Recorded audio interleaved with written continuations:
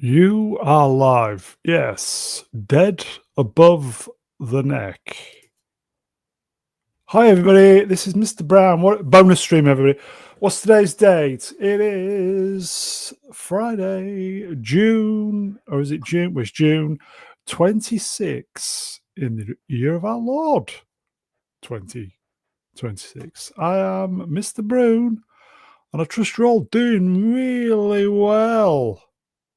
Fucking scorchy out today. Anyway, shall we get some guests on before I start dribbling with the heat? Apparently, I'm a girl for moaning about the heat. It was 31 degrees in my living room today. Pretty warm. 32 outside. Not much difference. Anyway, let's get some guests on. Totally last minute, this, folks. Totally last minute. Let's get some guests on. So first up is the channel's very own Astromech Droid, looking radiant this evening. It is Professor Artoo. Hi. Well, hello. Yeah, mate. Yeah. Just vacationing under a green sun, where I don't have to put. Very good. I don't have to put up with this movie anymore. But or Millie Alcock or Supergirl, whoever it is. Yeah. But no, relaxing, kicking back. Glad to be here. Yeah. Yeah. We know all of likes it. cock. Hopefully he'll be here in a minute, but yeah. So all good, yes? Yes, all good. It's a genuine delight to have you on, mate. I'm glad to be here. Who else we got? Yes. Okay. Here he is, folks. Smoking his coffee and drinking his cigar. God, I would kill for a stogie right now. It is Istaphobos. Yay! I have my little S on the animated avatar. How is everybody today? It's changed. What's happened? It's gone. It's changed. Well, I don't want to overheat your computer, but see, we have there you go. That's all right. Look at that, everybody. How good is that? How are you? I'm doing okay. Still recovering from seeing a really shitty movie, but otherwise, listen. It wasn't even. It was just sort of, just. It didn't make me angry. It was just empty and hollow and kind of ugly, and everything about it was ugly and boring. So there was. We'll get into it, but it's it's worse. It's worse than I expected it to be, honestly. And on that bombshell, it's great to have you on, mate. Good to be here. We are expecting a very, very important guest, but there is another. In fact, speak of the devil. The puppet shall appear. Hey, how's it going? Hey, up, you all right? Yeah, barely. I hope I'm on the right mic. Is this the... It sounds beautiful. Sounds good, man. Okay. Yep. Yeah, it sounds beautiful. How are you, Price? I'm good. How are you doing? Yeah, not bad. I was open bar. Oh, it was interesting for sure. Kept that quiet. I don't know. I had nothing special to say about it. I'm always just honored if somebody invites me there. You're just that type of puppet, aren't you? What'd you say? You're just that type of puppet. Like I said, it's very nice that anybody considers me for such a thing, and I was very happy to be there. See, everybody's pleased to see you because there is a slew of price emojis. Well, I'm grateful about that as well. You don't even have price emojis on your channel, do you? I'm not sure. I should probably refresh those emojis. I don't even know what emojis I have there. Would you like to borrow mine of yours? You of mine. You could have it if you want. I think I should have some there. Maybe will you be doing Mr. Brown emojis? What about Mr. Brown emoji? Mr. Brown emoji? You're thinking turd or something, by the way. All right. It's great to have you on, Price. Everybody's happy to see me except for Vex. I feel like Vex isn't so happy to see me anymore. Okay, I will say, Vex, indeed, if you've seen Supergirl, Vex, would you like to join? Anyway, Price, there is another. Oh, okay, great. Yeah, great. The high energy stream on this Friday evening. It's all downhill from now. Why am I big on the screen? What's going on? Vex, would you like to join? I feel like we need a woman's perspective. Yep. Oh, And there's no better woman to hear her perspective than Vex. I know. Who represents all women. The good ones, anyway. Hello, Ian. Hey, how you doing, everybody? Hey, Ian. Yeah, you're right, Priest. Price, sorry. Priest? Sounds like you just woke up.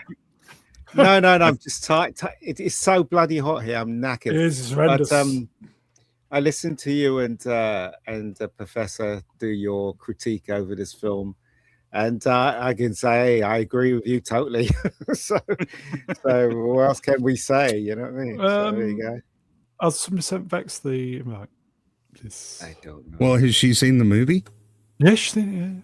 Oh, okay. Yeah, she's obviously been to India. My flight's booked for tomorrow. Yeah. Your flight is what? Booked for India tomorrow. Ah, I see. Yes. So no. Good evening, chat. We can see you. This seemed like a good idea at the time. Welcome to Zero Energy on Zero Energy Alliance. Anyway. I got my ass sorted out. I'm happy. What?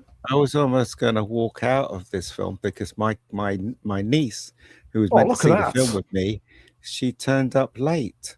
And I was like, shit, am I going to see this film on my own? But when I was about to leave, she turned up and I was like, oh, fuck, I have to watch it. So there you go. Anyway, we'll do just do a while waiting for Vex. Hopefully Vex will turn up. Just do a quick super.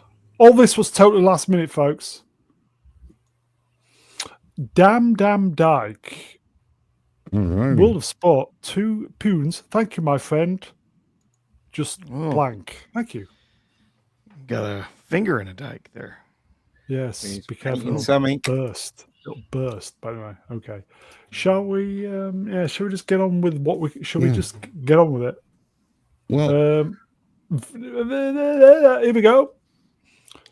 Need a link, please. Could somebody send Vex the link? yeah, I'll send it. What happened to Ian or the professor? Me, I'm here. Oh, the professor. Oh, he's gone. Shall we cancel it and start again? It's going really well, folks. Maybe he had problems with his internet or something. That is possible. Welcome to Everything Going Wrong on Everything Going Wrong Alliance. Hello. Prof, you back now? Sorry. Yes, my browser just crashed. I don't know. There you go. I'm back. Told you. Okay. Chat, anybody seen Supergirl? Chat, anybody seen Supergirl? Oh, right, okay. That was a nice little fill. There is another, by the way. It's Cervex. Electronica. Good evening, everyone. Thank you for having me last minute. Oh dear. Is that butter? It's butter. It's good butter. Butter for your crumpets. What kind? Is it butter or is it margarine? No, it's definitely butter. I can confirm it is butter. How are you? Margarine. Yeah. I'm okay. I'm okay. How's everyone doing? We've just been waiting for you, basically.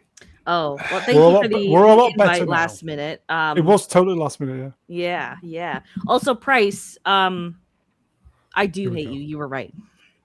Oh, why? What did I do this time? I'm just fucking. You don't have to do anything. You don't have to do anything.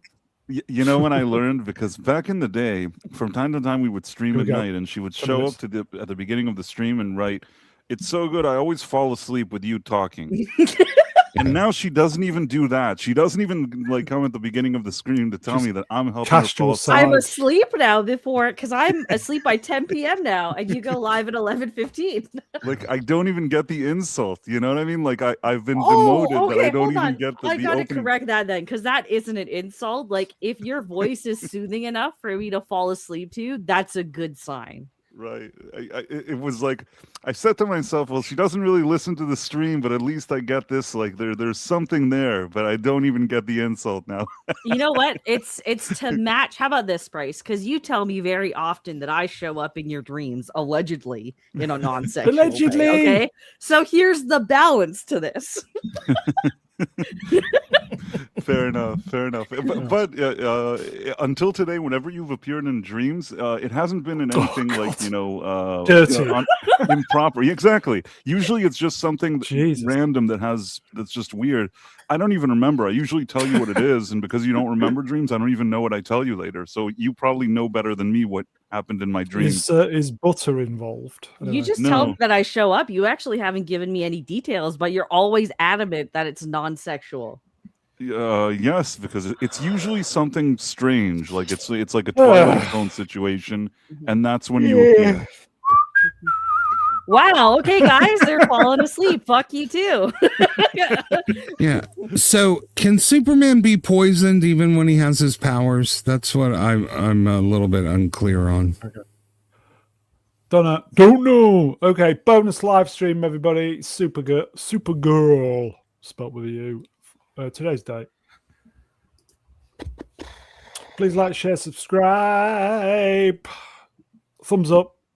Share with your friends if you could. Subscribe. If you're not subscribed, most people are subscribed. Hype as well, apparently. You need a mobile to hype. I don't know how that works. Big thank you, all the channel members. Big thank you, everybody, panel, everybody, anybody involved with this shit. And some people were asking best way to donate. So I've used technology. So if you scan that, apparently it works. Can I ask a quick question? Yes. If you're British, why do you have an American flag? Well, it's Supergirl, isn't it? I don't think I've ever seen you with a British flag background, though. Oh, see, that'll get him put in prison. Yeah. Yeah, he has to show ours because he's not allowed to wave his own flag. Okay, then. So I assume we're going to be doing this. Spoiler. Yes. Okay, yes. You can't spoil poop. It's already spoiled. That so big? Sorry, that's what she said. No, how did you get so? How did you get that piece so big, like on the screen? So girthy. Because that's a StreamYards thing, right? It's not a custom. No, I did all this. Oh. Okay, I can do stuff for you if you want. I can help you out on that, Vex, if you want to get away from Comic Sans. It's a great font, Comic Sans. But anyway. I'm bringing it back. Spoilers then, folks. So who would like to go first? I'm kind of thinking I'd like. Shall we just come in guns blazing? Mega Geek. Well, should we do it chronologically? Guns. No pun intended. Yes. Just go down the line so everyone has a chance to speak before. Yes, Mega Geek. Yeah. Guns more flaming than blazing. Huh? Sorry. What? Sorry. You want me to say what I think about Supergirl? Yes, and you're allowed to do spoilers as well because opening thoughts. Yes, opening thoughts. Your opening gambit. Gambit wasn't in it.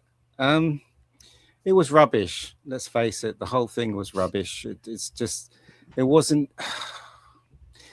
I don't know how to describe this film. It's obvious they took the thing that's not obvious to everyone is they literally ripped off Tank Girl.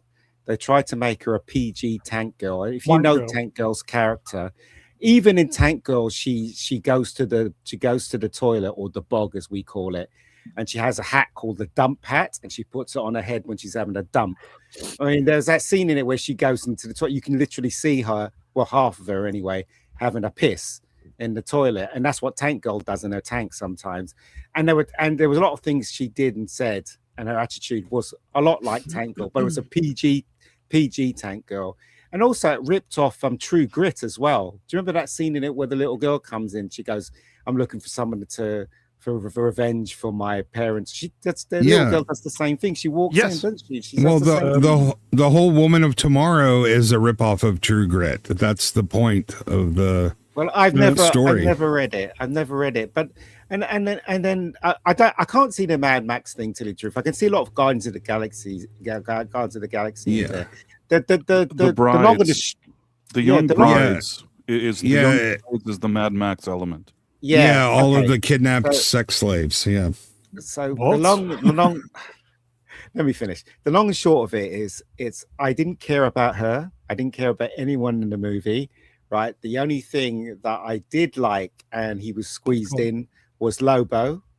I thought he was good when he turned up, but everything else was rubbish. Honestly, how could you put the girl on a planet that gives out the green sun and not realize the yellow sun's going to be in the next 5 hours rising? That made no sense to me. And then why did she bring her a costume? It's like, oh yeah, there's this random thing where you follow her. She happens to pick up her costume. It's like, the whole thing is just stupid. Right? There you go. Solid Storm, Wrench. Oh mate, I read the comic. It was bloody awful. And also, can I just say one more thing before I finish?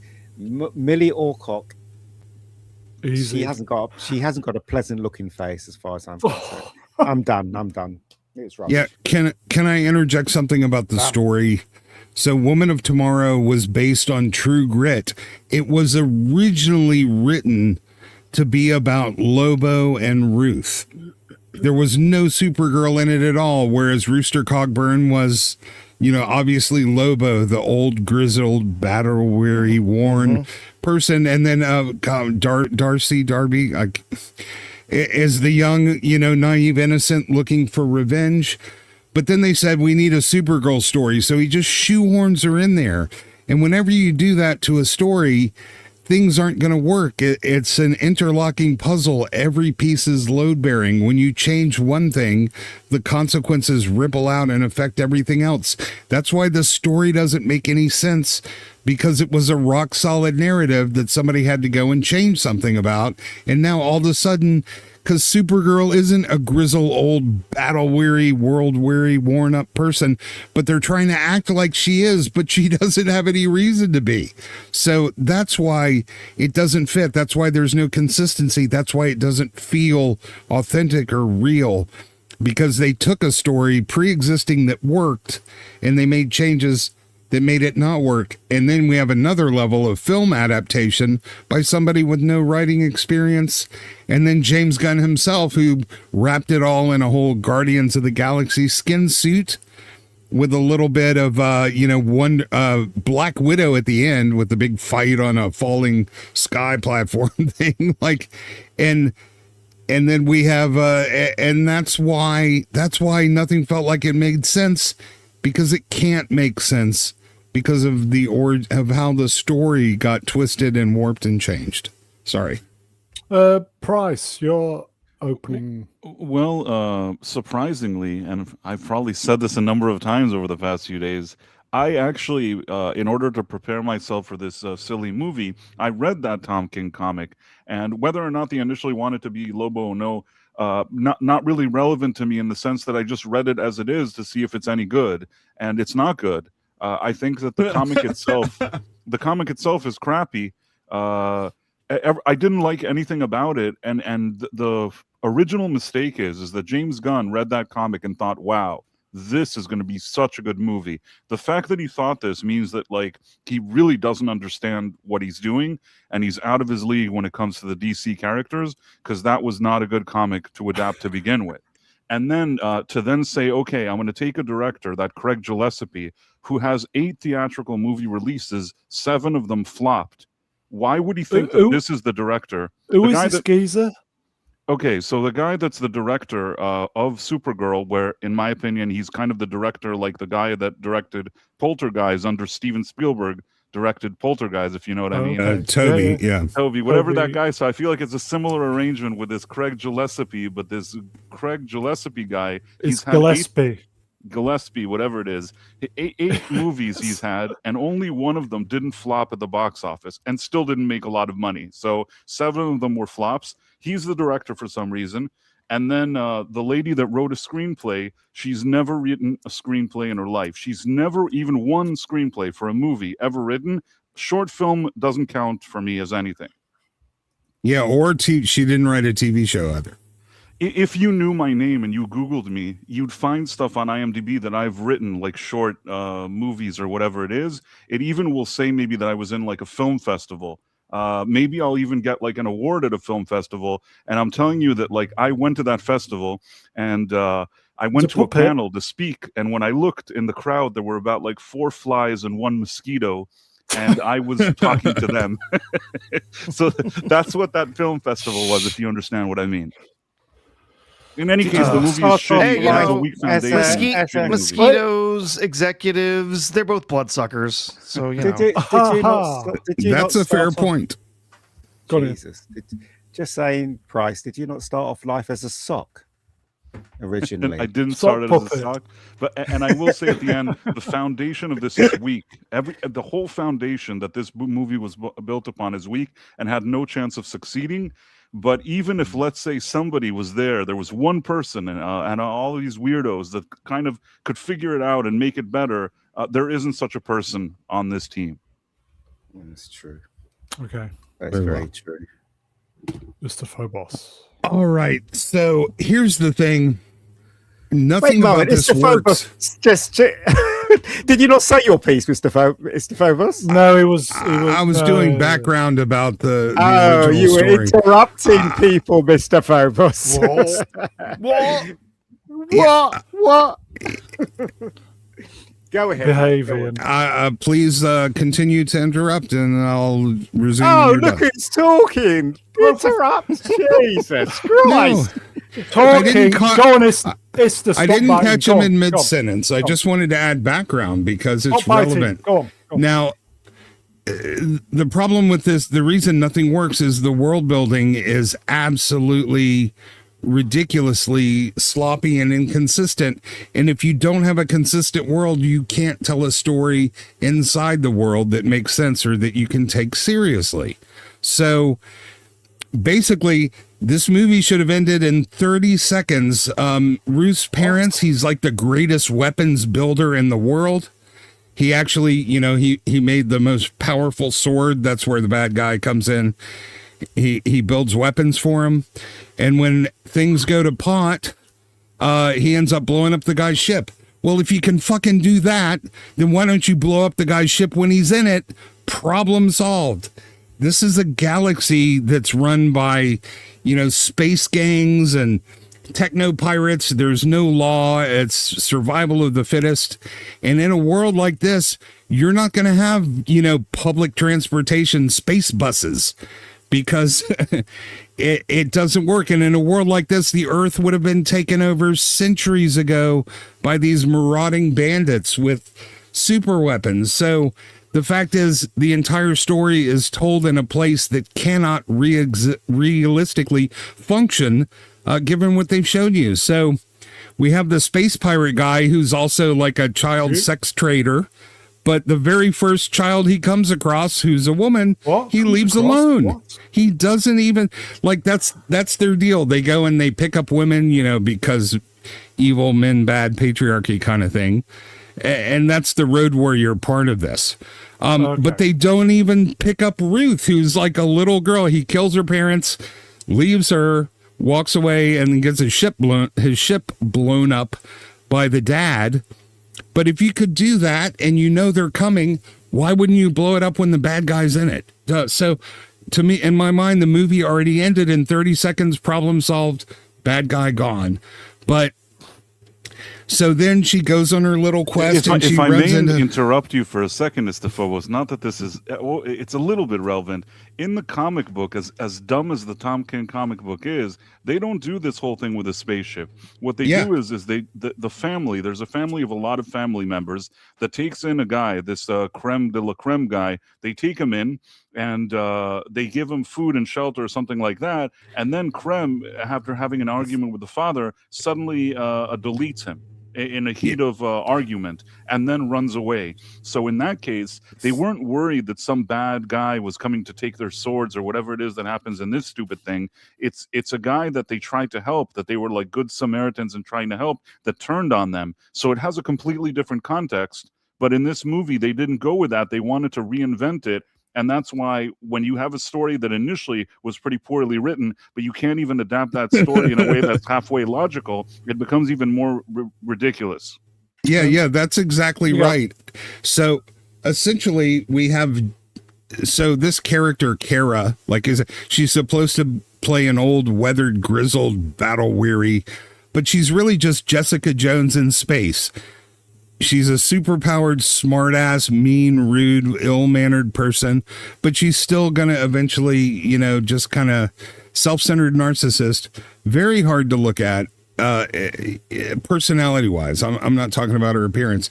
She's just really is a smart-ass comment for everything that she says or does, and she's working out trauma that it doesn't really exist. Like we all lose loved ones. We've all lost parents, or will eventually. What she's going through isn't particularly special, not compared to the trauma that little girl just went through, and yet she's the well-mannered, well-behaved one. I didn't actually buy Ruth as a little 3.5 foot tall girl boss carrying a super sword, but the whole point is that you instantly want to dislike this woman, Kara. And she's Jessica Jones dressed like Star-Lord, pretending to be Supergirl, going through essentially what is a Guardians movie. It's all Ravagers, all pirates, space bandits, whatever. She gets on a space bus. They go to do some stuff. I'm not going to summarize the whole movie until we get to the end where, it's the big meaningless battle. This is a perfect example of and then storytelling. There's no setup. There's no payoff. It's just this happens and then this happens and then this happens. It is a series of very unlikely coincidences that are an excuse for some action scenes covered in a piss filter with a bunch of dust and foggy slow motion. I didn't even Lobo in here. Lobo was Beetlejuice. Every time he showed up for the short time that he did, he sounded just like Michael. He sounded just like Michael Keaton in Beetlejuice. He's like, yeah, well, we're gonna get, hey there, Missy, or what did he call her? Ditz? Yeah, he's like, hey there, Ditz. He's drunk. He's going around. I didn't even like him because he was. I thought he called her tits. He was tonally. Didn't he call her tits, like TITS? Yes, he did. I thought it surprised me because she actually, that's not the quality that really stands out. When I think of Millie Alcock, I don't think much of what he was calling her. No, she has never mind. Sorry, I didn't mean to interrupt you. That's okay. She has a mouthful of marbles. That's her most outstanding quality. But I thought he said dits. Anyway, the point is he's sort of coming in as a comic relief. He's funny. He's invulnerable. But there's no real motivation or rhyme or reason. Like, he's in jail, then he's out of jail. He goes here, he goes there. It doesn't make any sense. If you were truly part of this, backwater planet where these guys come to routinely, kidnap and rape your children, you'd probably band together and hire a guy like Lobo to go and take out all these guys. But nobody's acting like they have a brain. Nobody is making rational decisions under the circumstances that they seem to face. And in the end, the girl keeps trying to kill, what's his name? Creme de la Creme. And Supergirl, who can move at super speed, all she has to do is grab the antidote, whisk the girl away, problem solve. But no, all she does is Hulk smash. She keeps bashing these guys. Why they're not dead, I don't even know. But it's nobody's using your brain. You need the antidote to save your dog. Well, use your super speed, grab it, and you can be halfway back to your dog before the guy even realizes it's missing. But no, she has to bash the little girl and they crash into a little cliff, and while you're sitting there, the guy that you were trying to stop just murdered another 5 people. It's like none of it makes any sense. It's just a mess of carnage in the wake of this narcissist who keeps trying to stop the girl to stop the bad guy until in the end she just murders the guy in cold blood. It's Can I ask you a question? You know the bit you were talking about where the villain comes in and kills the parents? I thought when I was watching it, he didn't see the girl. Am I wrong in that? Because he was doing all this stuff, but he didn't see her and he left. Oh, well, it may be, but she was. Did I see that wrong? I don't know. She was standing right behind the brother that the guy threw the axe at, so I don't see how he missed her. But maybe he did. Maybe that's why he let her go. I don't know. May I? No, I kind of want to know if he saw her or not, because this has been bothering me as well. Yeah, I don't know. I got the feeling he didn't see her. I thought he did because he knew who she was. Well, a long one, folks. Vex, that's did he the other see her thing. Or not? Vex knows. Vex, did he see her or not? Sorry, which scene are we talking about? The scene where the bad guy kills the parents, deletes the parents. He in the alleyway. No, in the beginning of the movie when he shows up to meet the parents of the little girl, and then he deletes them.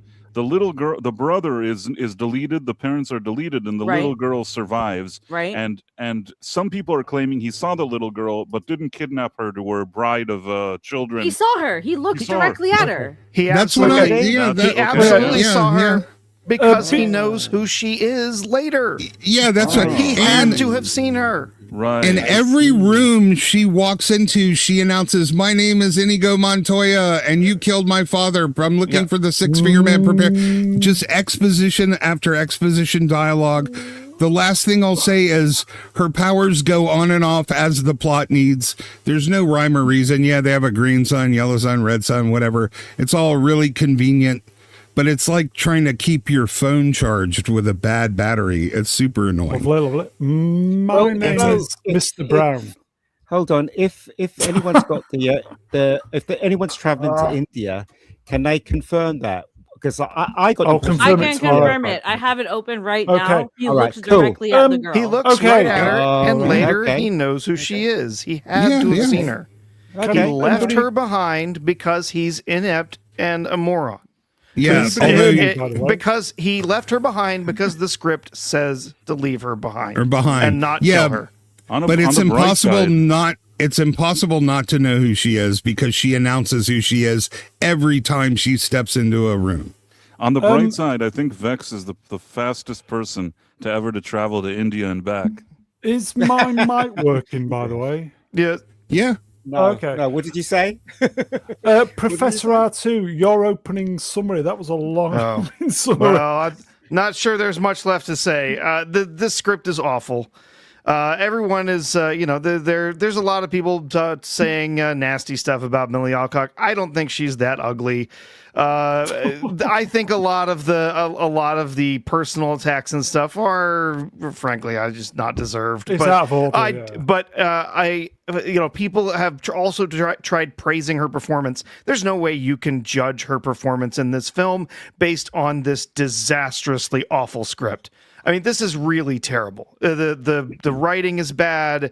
The dialogue is bad. Everything in this is terrible. This is one of, people say, oh, this isn't the worst. No, this really is one of the worst superhero films I've ever seen. It's a mess from start to finish.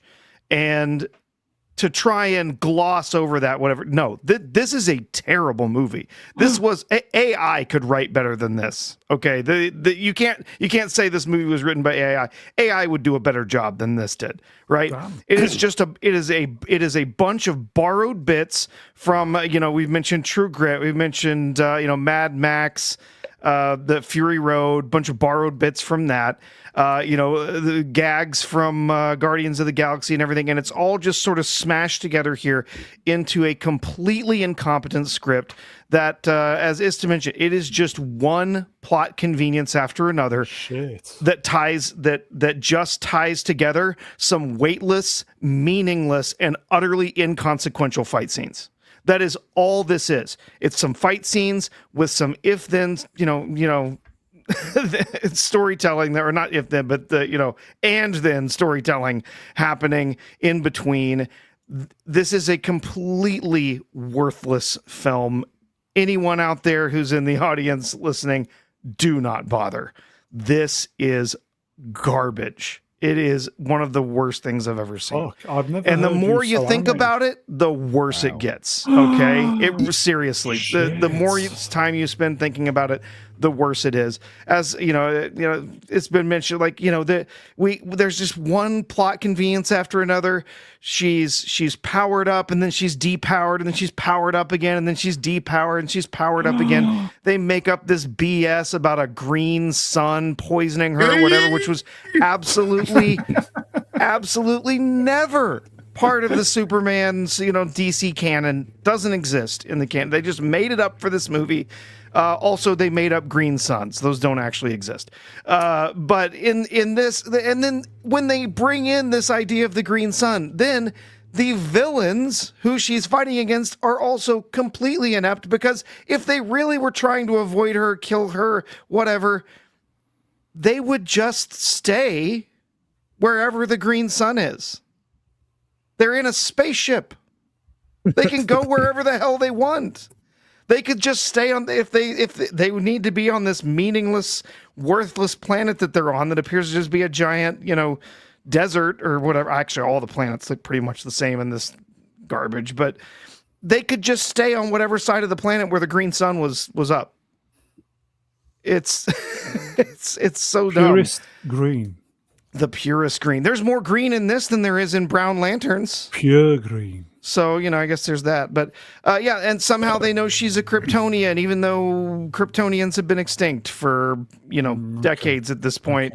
They find kryptonite, even though God only knows where they would have found it on short notice. Or why they would even have it, right? They completely overlook. There's numerous times when this movie would have been over in a moment if someone just had taken even a second to think critically about the situation.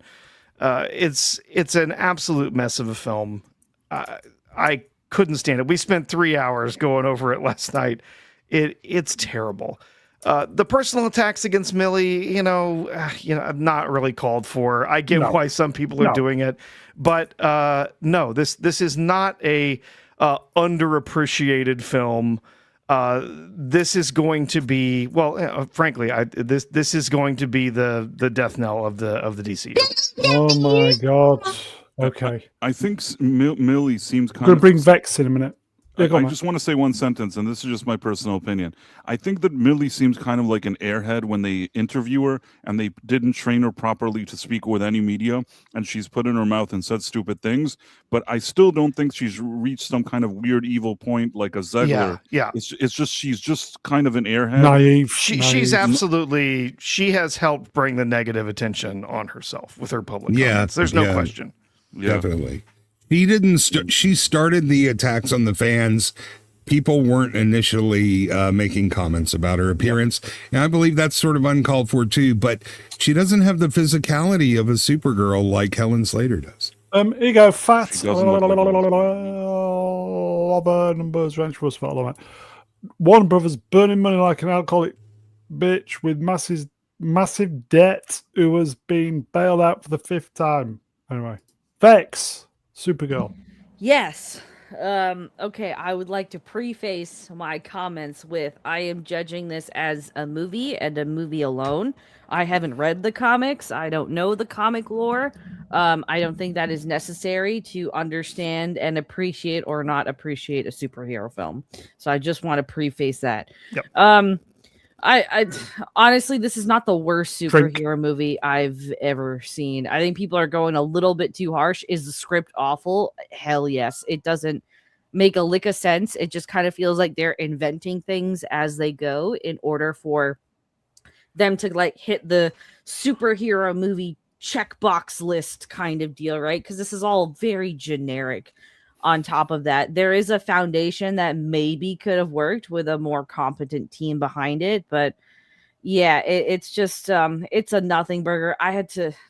I downloaded this movie at like 11 a.m. today, and it took me like 5 hours to watch it. You didn't download it. You went to the cinema to watch it. You ran to the cinema. You ran to the cinema. You had to buy 5 tickets just to finish the movie. Right. Wow. Like I stopped the movie to go garden and then come back and finish it, kind of deal. But I do like there are definitely worse superhero movies that we've gotten. Most of name the DCU.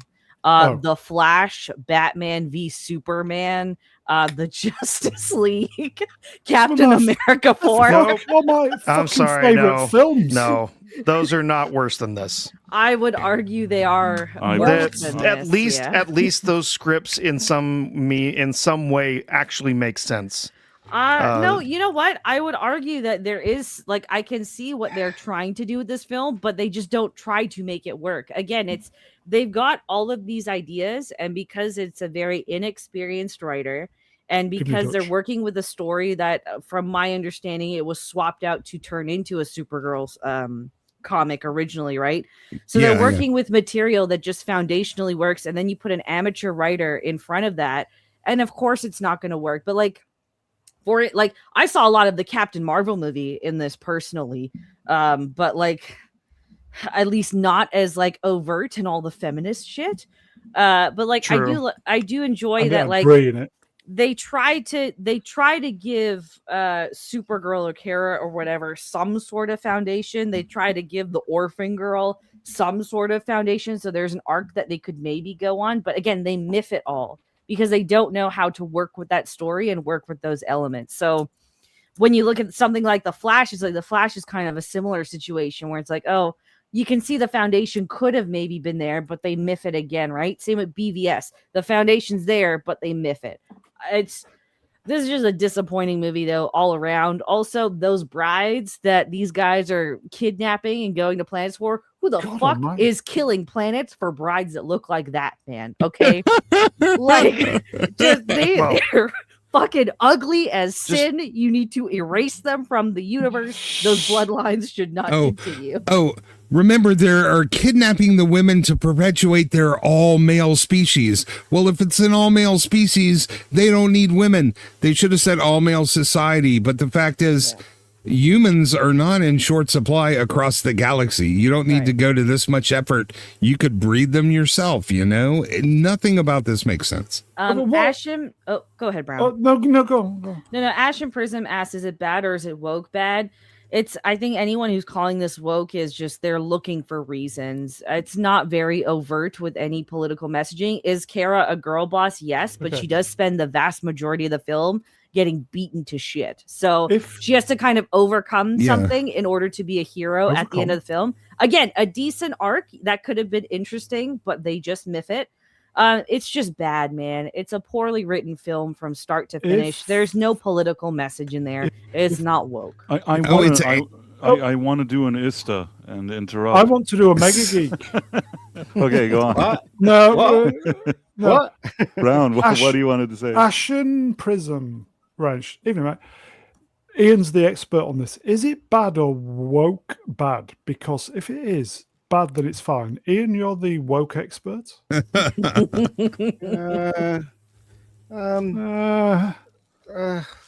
don't know. There were some. I mean, as somebody pointed out, Lobo did rescue her, so that was a new thing. Yeah, usually she gets saved by Lobo. Her character and her arc, and even the girl that gets like orphaned or whatever, there's never a moment where the male characters are sacrificed to prop them up. So I think that's one big thing. Kara doesn't always come into every scene and just automatically save everyone or kill anyone. Again, they could have executed that whole thing a little bit better instead of making her drunk or drugged for half of the movie. She's got her own internal battles. That's another thing that they didn't cover very well. The orphaned girl doesn't just go on a killing spree. Like, she is wholly out of her depths. So she has to kind of learn to move forward and all of that stuff. All the other women that kind of show up in the movie are just kind of there. They're either awful or fucking stupid. So it's to say this is like I really think people are reaching really hard and they are really desperate for the content to be calling this woke. It's not woke. All the men are assholes, but so are all the women. And like you said, Supergirl actually gets her life saved by a man. So I was trying to Ista me while I was trying to Ista him. Never mind. In any case, what I wanted to say is that I've said this before. A lot of times in Hollywood, you have all these writers that we've seen over the past 10 years that wanted to be woke, and they went full on woke, and they were bad writers. Now, James Gunn, I have a lot of, and I know he didn't quote unquote write this. I have a lot of criticism towards James Gunn, but one thing I'll say about his work is, especially in more recent years, he's invented something that I like to call semi-woke. Meaning it's not full on woke, and I agree with Vex and with some of the people that said it, but to say that it's free of any agenda, I wouldn't say that either. Where's the agenda? Tell me where the agenda is. I'll give you an example. Here we go. Here, I'll give you an Get example. ready, everybody. This is going to be good. Superman, he has a good one. Superman is a privileged white male, whereas she, as a woman, is the victim. She suffered. He got to leave Krypton as a baby, and his parents they doubled down on the whole harem thing. They sent him out to conquer and be some like white man conqueror, and she had to suffer and watch all these people die because she's the real deal. She's like the real superhero. She's the victim. And then she's like, oh, he just sees this and I see the truth. Like, Superman isn't that great because I really went through stuff. And again, it reminds me of Rings of Power with you haven't seen what I've seen. Like, they're trying to make her that kind of hero. And I would say that is woke. It's just, it's not as full on woke as like somebody coming in and saying girls get it done or men are shit. So they don't do that in the movie. Is it like... Oh, go on, finish. No, finish. Okay. Final thing is that this movie has introduced a new thing that I hadn't seen before. I've seen sympathetic villains before. I've seen sympathetic female villains or sympathetic diverse villains, but this is the first time that I've seen sympathetic poisoners of color. Which is the first time I saw it in a movie. So just putting that out there.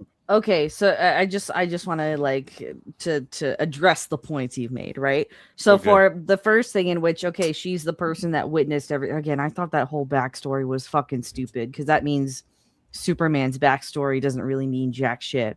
But it doesn't make sense. So in the copy that I watched, all of my subtitles were in Spanish, and I don't know Spanish at all, right? So I kind of had to infer what was going on in all the flashback scenes. So is it directly said in any sort of exposition that he's a privileged white man? Yes, it is. No, they said Jor-El is sending his boy to be the conqueror of Earth. So it's doubling down on the weird shit that was woke and weird in the Superman. It doesn't explicitly say that he's privileged because he's a white boy. No, but I'm saying that the optics here are pretty clear that they ended up creating a situation that they want you to understand that Superman had a charmed life versus, Kara, who had to suffer. And the fact that she's a woman, he's a man, it's by design that way. So if I may, I'm going to push back on that a little bit, right? It's not overtly said, so I feel like that is kind of reaching because you have your own kind of preset bias going into this, which is fair given all the shit that they did in the Superman movie that was kind of politically charged, right? I think this is more an instant, like, especially with this, because there's so many fucking inconsistencies. Like, nothing is consistent with the Superman movie, and then nothing becomes consistent with Superman's backstory. So it really feels like they're trying to operate in what should be a completely different universe, but they try to all make it all canon. So I feel like this is more boiled down to we just fucking suck at writing. Well, it's terrible writing. It's miserably bad. Let me ask you, Vex, though, and I didn't put this down to woke. I just put this down to her being a bitch. But the only time we see Superman, he keeps calling her, being nice, like, are you okay? When are you going to come home? Blah, blah, blah. He's like the housewife waiting for her drunk ass husband to return. And she's just like, fuck off and hanging up on him. But she always answers the phone. I didn't put that down to woke. I just put that down to, well, she's clearly a bitch. Now, did anybody find it was woke that she was kind of cucking her cousin? how did she cuck? Like, she didn't cuck him, or she was just a fucking bitch, and she's a bitch to everyone she meets. But that that's they don't make the male. They don't make that's the how I male read guys bitches. They only make the women bitches because they're messy, quote unquote. Because women are allowed to be quote unquote messy, and I do think that this is all part of that same shit. Now, I will say it's not full on woke; it's semi woke, and I said that about the Superman movie too. I thought there was more woke in Superman. Price, like, yes, there was more woke there. So that one was ultra semi woke, and this one is mildly semi woke. Okay, the price of woke scale. Price. I again, you have to really be imposing your own preset bias to kind of because you can tell that the ideal audience here is women, right? So they're trying to make a female character that's cut women. Brown, please. I didn't interrupt you. Okay. I've been staying quiet. Please proceed. Okay. So this is an inexperienced progressive woman who's writing a story that is meant to be for women, even though there's no demographic that exists for it. Yep. And the best way to do that in this current era where every woman is supposed to be yes queen, be a boss bitch queen, like all of that, is to put her in a man's shoes and try to make that work, right? Again, there's many instances where her being a woman kind of work against her. For instance, she can't fucking fight. She doesn't understand optics. She can't read a situation.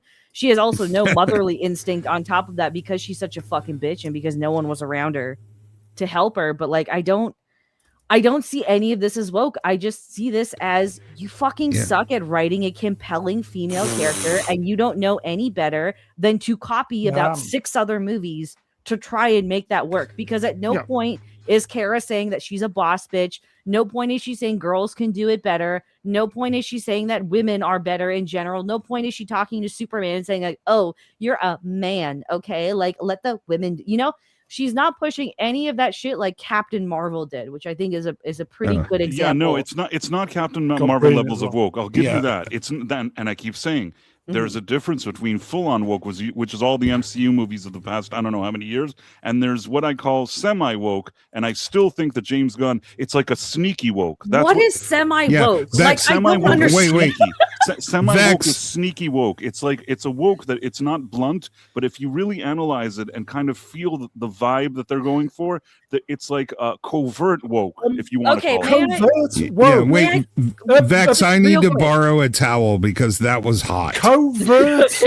Just real quick, okay, real quick, Price. I have to ask, what is your definition of woke? Woke is when I'm sitting there and they're lecturing me about all this like social justice, gender ideology, sexual ideology. They're lecturing me about it and annoying me. Now, all the MCU movies, they just come out and the character says it. And even it's not MCU, but like girls get it done. That sentence is woke. You know what I mean? Like there's things that are very obvious that like something happens, or when Captain Marvel crushes that guy's hand. Can I push back on that? And steals his motorcycle. Can I push back on that? Sure. You know when you say girls get it done, if it's a lesbian porno, that's not woke. That's not only woke. girls that would be the only Yeah. time that it would be true. But I'm saying that when it's woke, then for me, and I guess what I've been grown used to from woke entertainment is that it's very obvious, and even characters are saying the quiet part out loud, and it becomes like an Ant-Man when he says, well, communism isn't a bad thing, or whatever it is. Like, when there's certain moments that you really feel it. Now, James Gunn steers away from that, but I would say that it's kind of like this underneath the surface that you see it and feel it, but it's not as obvious and it's not as in your face. And you know what? I still think he's an asshole and I still don't like it. Okay. A lot of in what you just said is a lot of your bias coming through, especially for Gunn and whatever he's done. I know he's a sniveling weasel. I don't need a bias. I know he's allegedly. I want to point out though that at no point in this movie are they pushing an agenda on you. Oh, they do. There's one thing you're all missing. The women child bride. No, yeah. But and the male society. No. Do you remember? There's one thing everybody's missing when she goes, how come he gets to be Superman, but you're only Supergirl? Yeah, remember that? That's like a fucking 14-year-old kid asking that. This movie sounds horrendous, but anyway. I'm just like, to say this is semi-woke is just a little bit ridiculous. Like, so much of this you can just pin on terrible, inexperienced writing. I agree. 1 hour. Okay, Ian, would you like to come in now? Don't drag me into this. Just don't drag me into this. Okay. Right. Okay. What? Right. Ian, what's your definition of woke? Oh God. It's when they do something that favors the women and the gays, and yeah, more or less that. Really, it's either women's better than men are crap. What is it? Gay people should be in every corner of anything that you do. Okay, can I ask you a question, Ian? No, you don't. can't. I don't want to be dragged into this. No, you can't. Oh, okay. No, Vex. Okay, Price. Yes. Your definition of woke in couple sentences. I think I already said it. I mean, basically, if you feel like you're being lectured to about identity politics and social justice, and it's obvious and it's like blunt in a show, at least within the context of a show or a movie, that would make it woke. If there's something clear that they're doing to promote that agenda. And as I said, if I feel that they're still promoting the agenda, just doing it very kind of on low key and underneath the surface, it would be covert or semi-woke, which James Gunn, in my opinion, is an expert on. Did you say low key was in this movie? Low key. Yeah. Okay, Ista, a sentence, couple of sentences. Yeah, I mostly agree with Vex. This movie is much more incompetent. What is woke? Not what is woke? Yeah. In your definition of what is woke? Woke is the rising up of the female characters at the expense of the male characters, and the same with racial hierarchies. It's the raising of the oppressed, and including with the degradation of the quote unquote oppressor. So you're basically lifting up minorities and women, but at the same time, you are bashing on the men and the white people. So Price? Yes. What? No, sorry, Prof. I mean, sorry. I already said, yeah. Oh, Yeah, no, sorry, How do you define it? I mean, obviously, a lot of people see it simply as just political correctness that's just gone way too far. There's always an element there that has to do with identity politics. There's everything that has to do with critical theory, queer theory, modern feminism, which isn't even feminism anymore. It's just misandry now. It's intersectionality. It's all of those things, like it all kind of piled together. Obviously, when you talk to some people, they have different definitions of what it means. Like the more traditional, what some people will try to tell you, it means, it just means you're awake to injustice and discrimination and whatever. I'll try and tell you, but that's not what we're talking about when we're talking about it. Obviously, we're talking about inserting all of these extremely progressive things into media, into just general values. And a big part of it is also trying to tear down traditional values. Trying to tear down the family, trying to tear down masculinity, traditional, feminine, roles and stuff like that. Like trying to tear down all of those things and replace it with something else, which is of course going to be, part of this intersectionality and modern feminism. Okay. Rust in Peace said it really succinctly in that chat there. Yeah. Where am I looking? He says where it's putting character last. Oh yeah, the flash and out agenda quality, first. Yeah.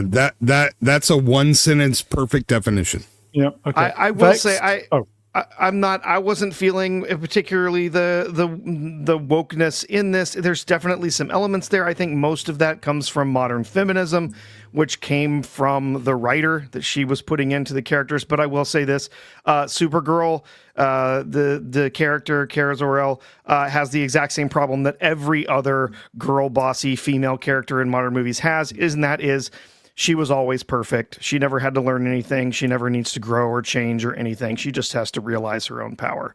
And that is profoundly boring. Yes. Okay, Vex, just woke.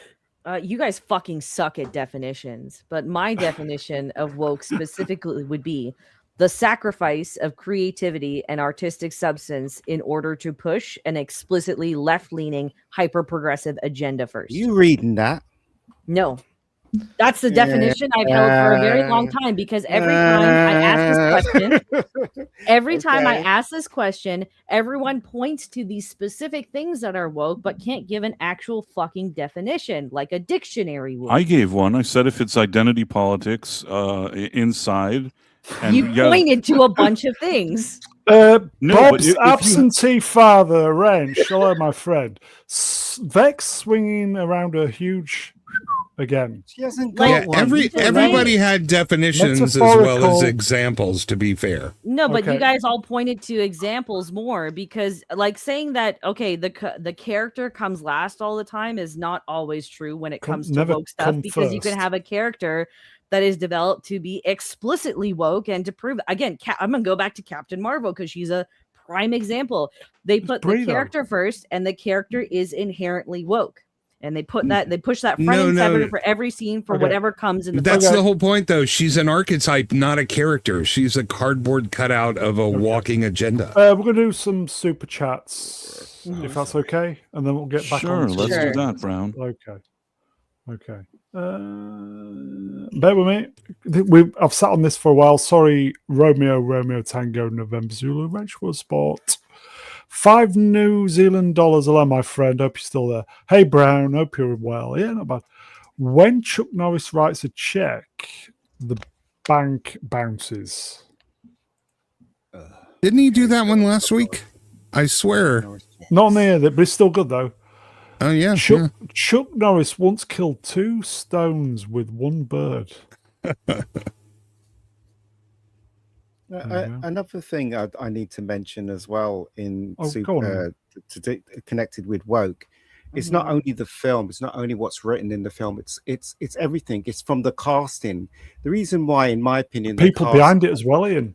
Yeah, the reason why they cast Millie Alcock is because they didn't want to cast someone that was hot. No, hold on. Okay, hold on. I gotta push back against this. Wait, let me finish. Finish your thought. Everybody's on edge tonight, or is it me? I know, it's weird. It's the movie.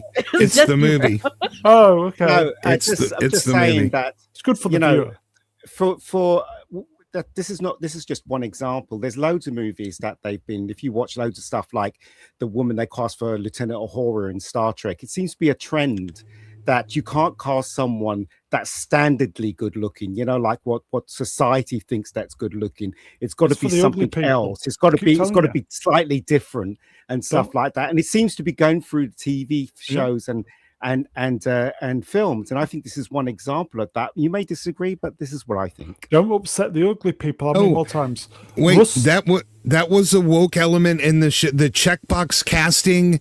Every race had a chance. You had the brown person kill the one bad guy, and then the Asian person was there. They're all women, but there were no white women except for Supergirl. They were all. Everybody had their chance to shine. Really, that's kind of intersectional casting, I call it. Okay, Rust in Peace numbers. Ranch War Spot. £2. Cheers, my friend. Good to see you. Who would have made a good Supergirl? No, it's really hard to say that one. Nobody. I have a don't visual make this presentation. I don't know. I don't know anyone today that would make a good Supergirl. Maybe an unknown, I guess. I'd cast an unknown. Just don't make this movie. There you go. Done. There is no perfect Supergirl because this is not a character that needs a movie. Yeah. Okay. How about this one? Are you saying it's not needed? Not needed then? Not needed at all. No. She's hot, but don't put her in a Supergirl movie. That's one thing I agree with. Don't have another. No. Who is she? She's a Greek actress whose name I really can't pronounce. This is Heather. Oh God, what? I'll get her. But these are 2 current actresses. What they look like now. She is an Italian American actress. She's also a model. She has the physical attributes of Supergirl. Yeah, but Supergirl is an alien. Don't they need to cast an alien for the role? Yeah. Oh, that's wonderful. Yeah. So 20 years ago, she should have been Supergirl, but could have been. A hot see, like, she actress comes doesn't fix the character. Though. No, it doesn't. It doesn't No, fix it the doesn't. character. It doesn't fix You're the writing. absolutely but- right. Yeah, you're absolutely right. Totally right. So, like, people we keep can- bringing up Sydney Sweeney. I'm Right. sorry. No, she's Power Girl. She's not Supergirl. No, Power but it's like Girl. Sydney Sweeney can't even fucking act. So yeah, she might look good in the costume, but she can't act, Well, I and that can't doesn't mean even it will fix the script. I can't even stream, but it's never stopped me. You know what I mean? Yeah, script was terrible. Got to admit, it was terrible. Okay. Here you go, folks. Look at this. The magnificent Atwell's Otters gifted 5 Mr. Brown Alliance memberships. Is that Smilex's alt? Yeah, The magnificent Haley Atwell. So if you got one of those, thank the wonderful An otter. Haley. Yeah. Cheers, my darling. Just Okay. so Ian on the or Mr. David Diaz, sorry, on Oh, the no. point of Oh, they no. cast Millie because they don't want anyone hot. I'm gonna just make 2 points real quick. Overall, I would say that sentiment is agreeable for maybe like between 2015 and 2023 for like movies and TV shows in the West, right? I think it's far more reasonable because I think all of us didn't mind Sasha Cali in Yeah, she was all right. Yeah, we liked her. Right. Yeah. So I think yeah, the she's bigger alright. thing is Millie Yeah. has some fame to her name because of the hot D shit or whatever. She's already got a contract with a sister company with WB. She's relatively unknown, so she won't ask for a huge pay grade. So let's just put her in a superhero film. Financially, it makes sense, and it cuts out a lot of work for them. Could we just not have Sasha Kelly back? That's part of the old DCU, though, so we can't have her back. She was lovely, but Yeah. Sasha Like, Cali, that's- they needed to give her blonde hair and not make her look like a little boy, and she would have been fine, in my opinion. I agree. I I still- hated that fucking haircut. I did too, but she looked really hot in that costume, though. Yeah. Yeah, everything but the hair, it was great. Yeah. But no, Okay. they've completely discredited the Snyder Yeah, they verse or have, whatever, yeah. right? So Yeah. they can't bring her back. This Okay. was lazy casting, basically. Okay. So did anybody say what the plot was for this movie, or did I just completely zone out? What plot? Okay, quick plot. Okay, so orphaned Asian girl gets her family killed by the Kremlin or something like that, and she wants to seek revenge because she's the only one left alive. So she goes around and is just like, "Hey, I'm looking for this Kremlin dude. Can you help me find him and kill him? This is my name." And she runs into Millie Alcock in a bar who's, just drinking her life away in this different solar system because apparently with a green or red sun, she can drink human alcohol in a different universe, which opens a whole other door of issues. And What? Millie Alcock fights the dinosaur from Jurassic World Afterbirth and then decides to help out with no orphaned powers. Asian girl. Yeah. yeah. In the Oh, name- also, her dog Yeah. gets poisoned, and she has to find I was the getting antidote. I was getting Well, there. so it's a So- fetch quest. Yeah, her Yeah. best friend / family, I guess, dog Crypto gets poisoned, and suddenly we're told that this is the only reason she has to live. So she also wants to go after the Kremlin because I think was it Kremlin blood is like the cure for it or something. No. Supposedly, we're told in the film that yes, this poison that they use to for interrogations, they torture people with it, whatever. And then she says that the doctor that she's talking to says that these brigands carry the antidote with them. They carry it around with them. Conveniently, So yes. what she doesn't say is only the one guy who shot your dog will have this. She says the brigands carry the antidote around with them, which means she only needs to find one. She doesn't have to find cheers, Matt. Krim. Yeah, She doesn't have to find any specific brigand. She just needs to find one that has the antidote on it. Yeah. So then from there, the movie just kind of becomes a bunch of fight scenes set to girl music, I guess, and then Lobo shows up. But Lobo seems to have the accent of about 12 different states. Blondie Call Me was the first single I ever bought. Hence why I really don't want to watch this movie because it'll just spoil the magic of me. Trust me, it won't. They did a Jimmy Eats World cover in the final fight scene, and it has not ruined Jimmy Eats World for me. So you'll be fine. Most of them are covers. Yeah. There's like one or two that are the original recordings. All the rest of them are covers. Yeah, it's cheaper, and they're not good covers either. Was the first scene Crypto pissing on Corn Sweat? Yes, first 2 seconds. First 2 seconds of the movie. Yes, it starts with that. And every time she talks to him, she's sort of she is metaphorically pissing on him too, which just again, but as Vex said, she's just a bitch. And I'm okay with it. Yeah, I would argue she's just very bitter because, like, when you see Supergirl? Supergirl is very bitter because when you see the flashbacks, it kind of alludes she had this really perfect life, and she's just drowning her sorrows now. So she's just bitter about everything. Hold on, sorry, he's messy. Vex, do you know what I thought was going to happen? You know, when she was going on about she had this trauma about her family getting blown up. Right. I thought she was seeing it, but all they did is fire off in the ship.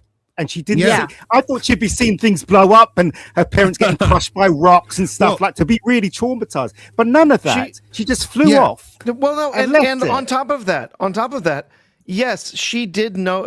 Unlike Kal-El, who was he was shot off as a child, so he never really got to know his parents, his biological parents, who apparently is a space mustache man. But anyway, they.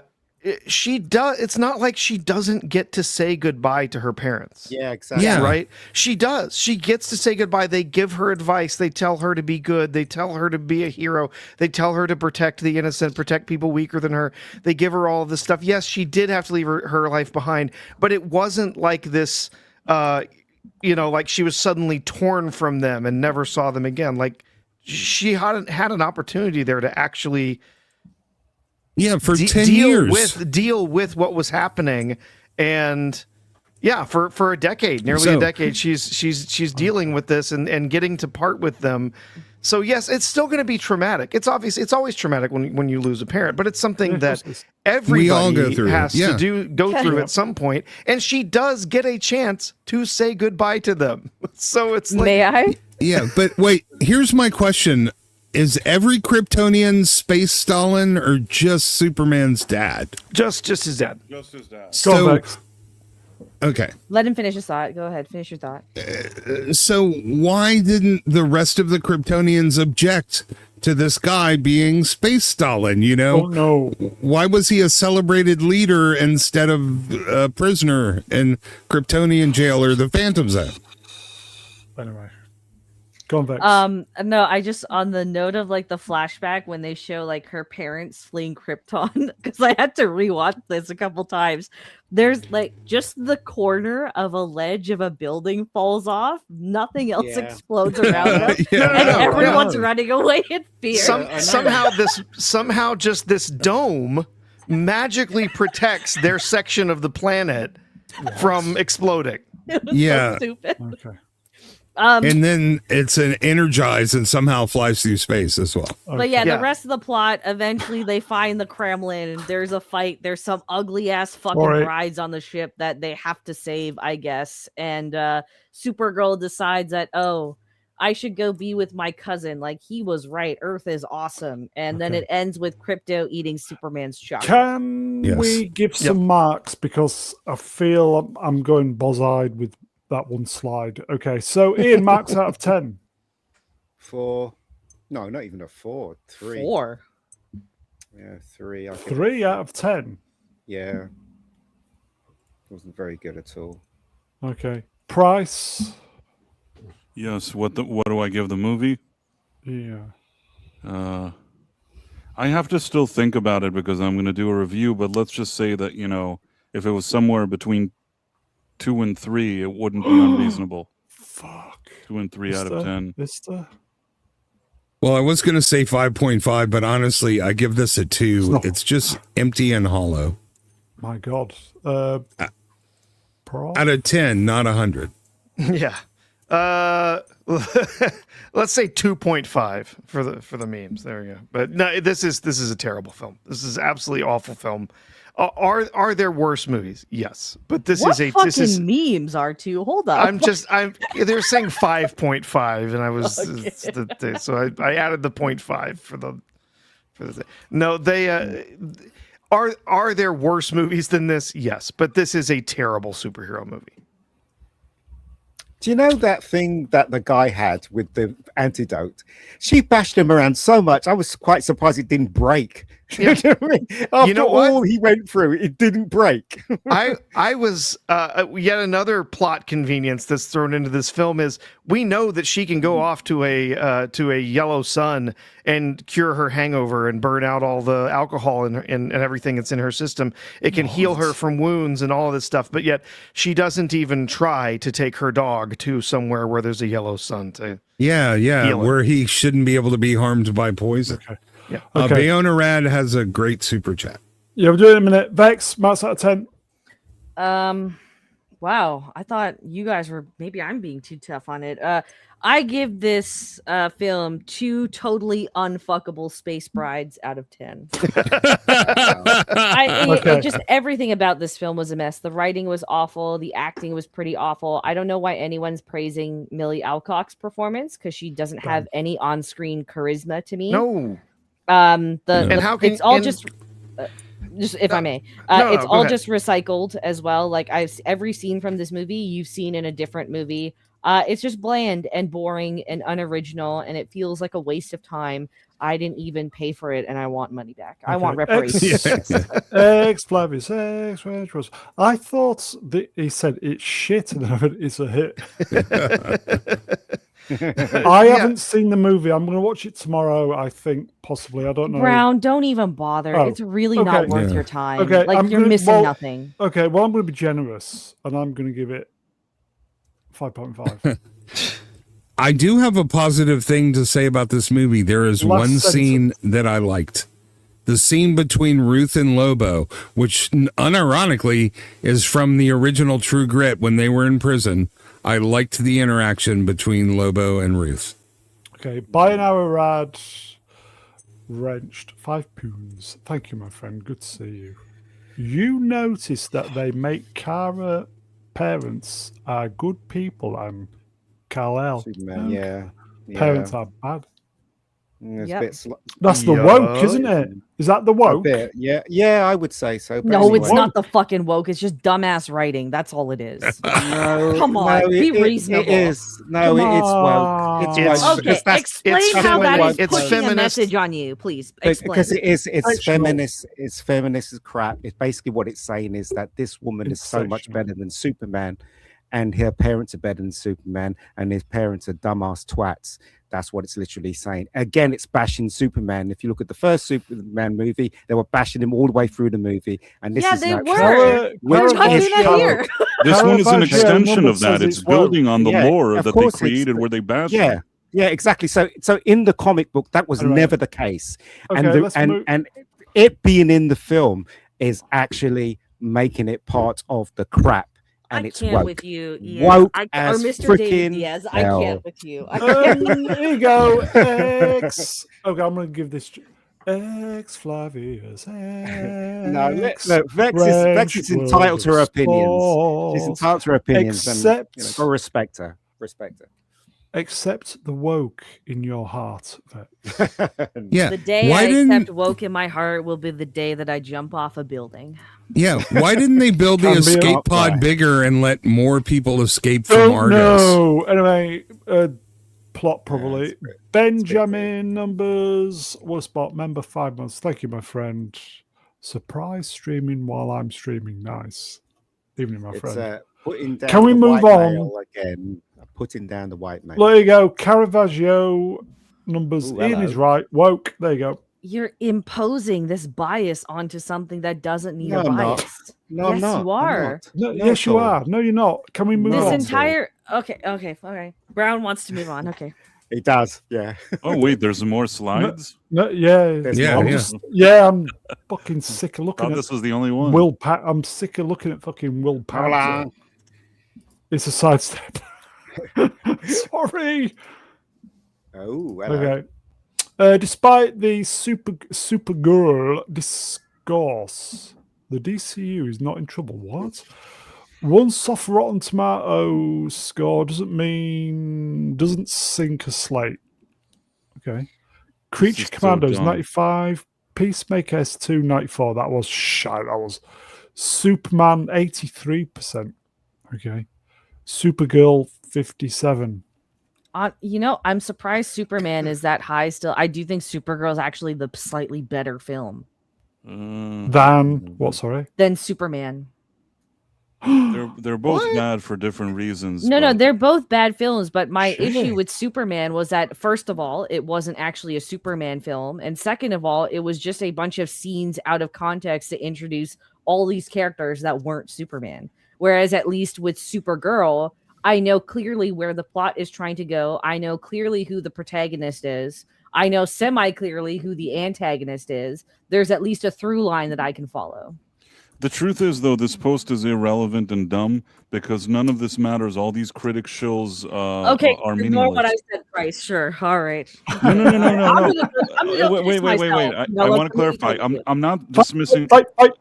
I know I'm not fighting with Vex. I want to say I'm not dismissing anything you said, Vex. Hear me out. What I'm trying to say is that none of these things were profitable. So even if they would have given all four of these 100 out of 100, it still wouldn't ignore the fact that Superman lost money at the box office. Supergirl is going to flop. Peacemaker season 2, its viewership went down 50% from season 1, and Creature Commandos nobody even watched it. Never had a viewership. They could all be 100 and it doesn't matter. So I'm not trying to knock down what you were saying, Vex, just to clarify. Yeah. It's all losing money. That's the part all that's of it's going to losing fail. money. And again, these are, remember, this is Rotten Tomatoes.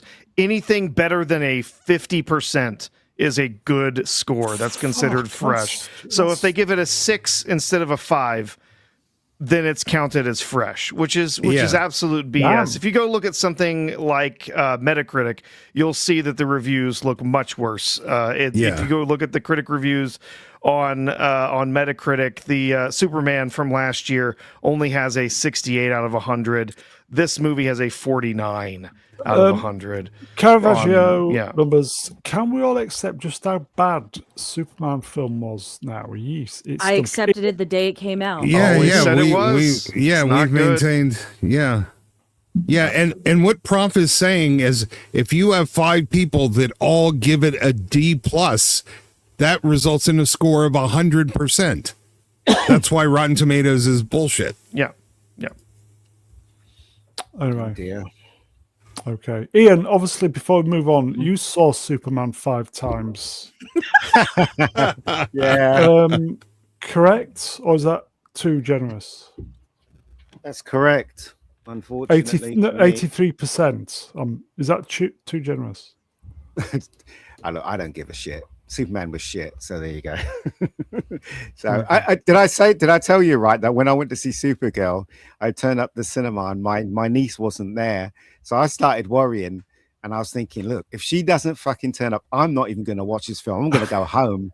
And it came to right up to the point where I was thinking, I'm going to go home now. And as I turned, she turned up. I was like, fuck, I have to watch this stupid movie. So I had to sit through it. Ridiculous. Yeah, we'll just say this. By now, Rad Wrenched, Supergirl has confirmed Kal-El parents are still evil people. It's like that for me. It's like, fuck off. Yeah. Knocking the white man down again. Never mind. I've not watched Superman. How are they knocking the white man down if her parents are also white? Because he's a man. What are you talking about? Because he's a man. But you Knocking the white man down. The man. Okay, but her father is a white man. But it has to do which person's story is getting assassinated, which person's history, which person's lore is getting stepped on. You didn't need a Supergirl movie to assassinate Superman lore. The Superman movie did that. Yeah. We're just saying true. This movie confirmed that. Okay. Yeah, that is very true. At least we don't have to do all this on Sunday. So Supergirl Sunday. So Supergirl. Yeah, but we can have fun on Sunday. Supergirl earned $7.8 million in domestic previews, including Wednesday and Thursday shows, and 13 million worldwide. The film is tracking for a 47 to 50 mil domestic opening. That's the studio's numbers. Yeah, that's high. It's tracking more between like 32 and 40. I thought it was This is way exaggerated. Fuck. And it only did 7 in previews at the most. They're trying to encourage people to go and see it on. They're giving it 1 point higher than the Marvels instead of showing that it's actually underneath the Marvels, because that's going to be the movie by which they judge this. Have they know this has been a stinker from day one? Months ago. Months ago they knew, because they know what a movie's going to make, barring any really unusual changes in audience reception. They know almost to the penny how much a movie's going to make months in advance. They're very good at this. Unless if Ian goes see it 5 times. Yeah, well, you get something you get something like Obsession, you get some weird word of mouth, but in general, the people who track these things, the actuaries, they're really good at it. And that's why they pivoted the marketing, going from a movie that will entertain you to a movie where it's morally correct that you go see and support this. Okay. This was James Gunn who did you see this little he's the producer. Of course he's gonna look at Bonnie girl. Does she have extra teeth here? What the fuck's going on with the mouth? They just picked the worst clip they could with. I mean, you screenshotted it at the worst with piss filter to the max. Who the fuck is going to go watch that? Yeah, am I the only one in thinking this movie overall was just really ugly, from the props to the costumes to the atmosphere? Everything about it was sort of filthy and dirty and ugly. Yes, it's a shit film. Yeah, it was icky. Yeah, it was not good. No, fucking hell. Let's move on. Yeah, I didn't even realize that was her. Can I ask a question? It's on topic, but sort of. Are you going to? I'm asking first if I can ask a question. Always go. Okay, so the chick that wrote this, Anna, what's her face, right? Noguera. Yes. What's the background on? Like, not background as in what has she written before, but like, how did she land this gig? If I may, we will get to it later. Oh, okay. All right. Okay. Excellent. Believe it or not. Now, this isn't the Joe Russo from the Russo brothers. Oh, isn't it? This is no, it's not. It's a everybody is making that mistake. This is a horror movie director. Yeah, he's a horror movie director. Everyone is making this mistake. Doomcock made an entire video talking about Joe Russo saying something. Doomsday director does this. Like, no, this is a different guy. Okay. I clicked on his link and it said filmmaker, LA, blah blah blah. I thought, he is. But in my opinion, he's he knows what he's doing. But when you look at the films under his credits, they're all B horror movies. Right. Okay. He wants you to think that he's the real Joe Russo, when in fact he's a Joe Russo, but he's not the Joe Russo. If you know what I mean. And that's exactly why he chose the picture he chose. It's just similar enough that you could buy it without actually being. He says, fuck the critics, fuck the noise, fuck the Snyder Bros. Magnetic Snyder Bros. If I was James Gunn and this script crossed my desk, I'd make it too. This movie is fucking good. Supergirl. You know what's I find it funny that he took a picture of like the advertisement, but he left the trash in. He couldn't move the trash. He couldn't even pick the cup up. Yeah. What did you mean by this, Joe? Yeah, given the shit he's made, of course he would make this, because this is better than his usual crap. Is it the cum cup, Vex? Oh no, cum cups look much better than that. No. Come on. Be reasonable. Okay. Let's do the next one then, yes. Yeah, real quick, Vex, can you go on about how she's a bitch again? Because that really turned me on. Yeah, we'll just save that for the green room. This is the little platoon. been a while. For such a mid-movie, Rogue One, is extremely influential. The opening scene of Supergirl is very much the opening scene from Rogue One. Okay. But because being mid now help me out here. Constitutes Impossibly high art in Hollywood. I'm dribbling now. The Supergirl version has characters. exposit. What? And then he replied, it really is a shame about this script, though Millie Alcock is very good. There's a semblance of something interesting in her backstory that never quite works, but could have. It's not the deconstructive, boring, playing out trope set in the trailers suggest. Can you fucking read, Brown? No, he can't. No, he can't. I can in brief flashes, but not tonight. It's better than Superman. Yeah, I would say Platoon misses the mark here. You know what? I agree and disagree with parts. Like, I agree that there's something that could have been done here, right? There is some shame about the script because this could have been an interesting movie. I do disagree though that it is just boring and it uses a lot of played out tropes and it tries to do the it's hit and miss, but I do agree it is marginally better than Superman. Marginally. I just don't know how you can judge that Millie Alcock was very good. That's based on what she had to work too. with. Yeah. She had to work with an absolutely terrible script with terrible dialogue and a terrible character that she's supposed to be playing. I don't understand how you can say that she was very good in the film. Mr. Brown, can I read the rest of Platoon's tweet? Because I think it's very relevant. I just want to say one thing, that I think that Superman was a terrible Superman movie, but in terms of at least following some type of story, I actually think that Superman was quote unquote, I don't even want to say quote unquote. I won't even say more pleasant to watch because I didn't like it either. But I still think that made more sense to me, the Superman one, as much as I didn't like it. It could have been an okay movie if he wasn't Superman, I guess. But with Millie Alcock in this movie, it wouldn't have been a good movie even if she wasn't Supergirl. Even if he would have called her a new character that I never heard of before, it still would be like a practically unwatchable movie. Hold on. Are you saying that the Superman movie would have been a good movie if it wasn't a Superman movie? Is that what you just said?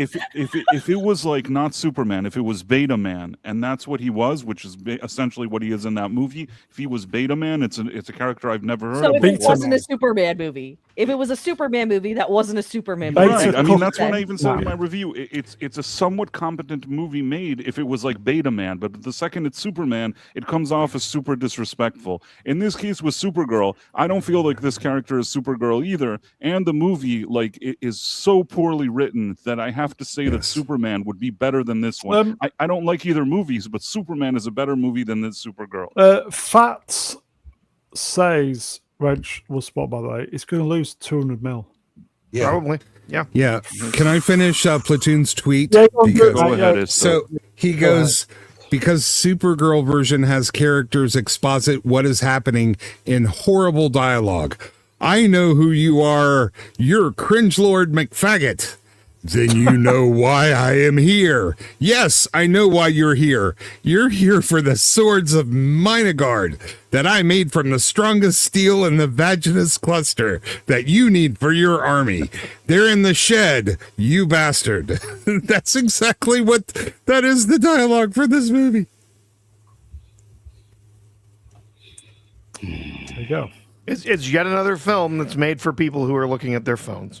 Exactly. Okay, I don't know who this is, but I liked it. Neon. Say Supergirl is a terrible Supergirl movie, but is an okay sci-fi movie. If you've been dying for Furiosa in space, TM, this movie is for you. And this is what I liked. Yeah, 5 out of 10. Yeah, but nobody's dying for Furiosa in space or on Earth. I called it actually Guardians of the Furiosa, so I don't know why he's trademarking that, and I think I called it that before he did. So fuck them. Sorry, I don't have anything against them, but you know what I'm saying. Oh, here you go. Take that, Neon. Ex-Slavius. I don't hate Neon. I was just kidding. Mr. Clownfish himself. Oh, That's the guy who runs Clownfish TV. I did not know. Shall we move on then? That's a CGI dog, though, isn't it? Yeah, but I don't hate him. Every I frame. say Guardians of the Furiosa before him, but I'm not. It's not a competition. It's fine if he said it at some point, and I said it before him, but it's not a competition. That's genuine. A fucking retard take. I'm gonna say it then. Yeah, Millie Alcock's performance was not good in this movie. I'm sorry. That's genuine CGI on that dog, isn't it? Yeah. It's full CGI. 2 months CGI. It's probably AI as well. Fake Wizard. Supergirl 2026 is slop. If people tell you this is a good movie, they're being paid. They're lying to you, or you shouldn't trust them anymore. They severely lack comprehensive skills. A bit like me. This should have been shelved for a tax break. Everyone involved should be embarrassed. You know how this movie actually could have made money?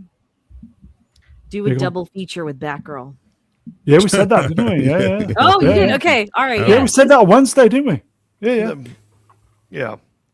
Or whenever it was. Was it Wednesday? I can't remember. Yeah, the women in here aren't even hot enough to make a good porn.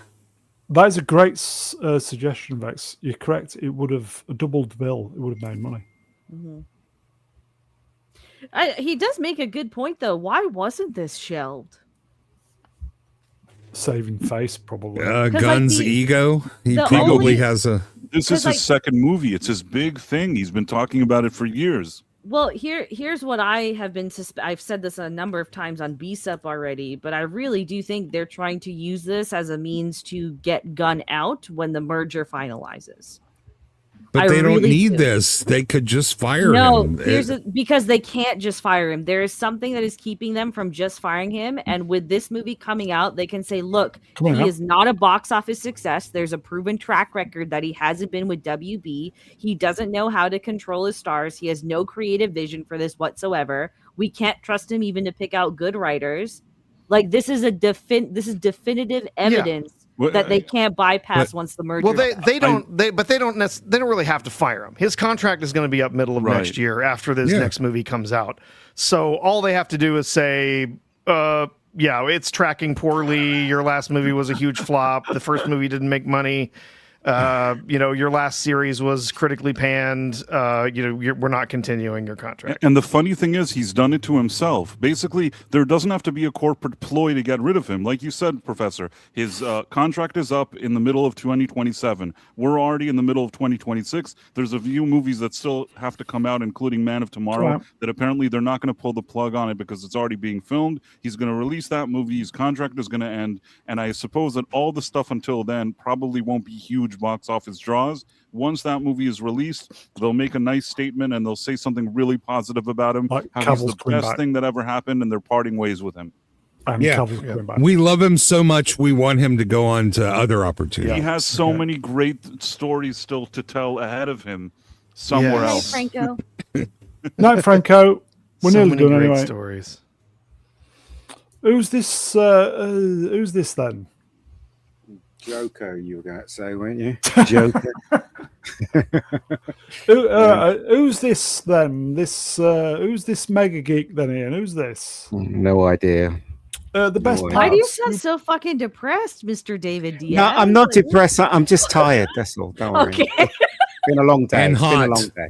And he's very hot. Yes. Okay.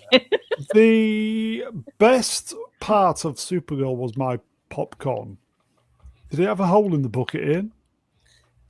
No, that was yours. Oh, yeah, it was. She's a PG tank girl hopping worlds to save the genuine CGI dog. Lobo steals the show in this flat, badly misjudged concept for a Supergirl movie. No argument here. Best I can come up with after seeing it. No mention of woke either. Very disappointed. I should have put woke in there, but yeah, just gone hashtag the woke something just to get a bit of traction. Gary would have actually responded if woke were in there. Gary never responds to anything I write. He used to. Being sarcastic. None of them on there actually. Before he was big and famous, he used to, but now he's too big. Too big. Melvin, Matt Katz, Alliance, and Price of Reason, Mike. I always have Price of Reason in there. Always. I appreciate it. I usually, at least if nothing else, drop a like in there if I see my name. Okay, let's move on then. This popped up. Where did this come from? It was totally Cracking random. notes. I didn't even fully understand it, but and I think I responded to it. But that's fantastic. I just wrote that I think this is better casting than Millie Alcock. That's what I think I responded to it. That is fantastic. Millie. All right, maybe it's not then. Poor girl. No, I mean, it amused me. I didn't quite understand it, what the context was, but I'm like, all right, whatever. Somebody did this for you. Right, and I appreciated the effort. I didn't, like I said, I didn't quite understand the whole context of it, but I appreciated that somebody sat down and said, I'm going to do this. How good is that? I'll give you the context, Price. I'll give you the context. Okay. At least one person has jerked off to this image now. Would that be a furry, or is there a different word for that? Well, it would be one more than whoever has jerked off to Millie Alcock. So. There you go. That's something, I guess. Yeah. Wrenched. I don't know. Yeah, Sword and Storm wrenched. Did Lobo call her? Go wrong. I just want to make sure, but Lobo called her tits, right? With a T? I thought it was dits. Yeah. I heard tits. It's so important for me to know this, if it's tits or dits. I think it was dits.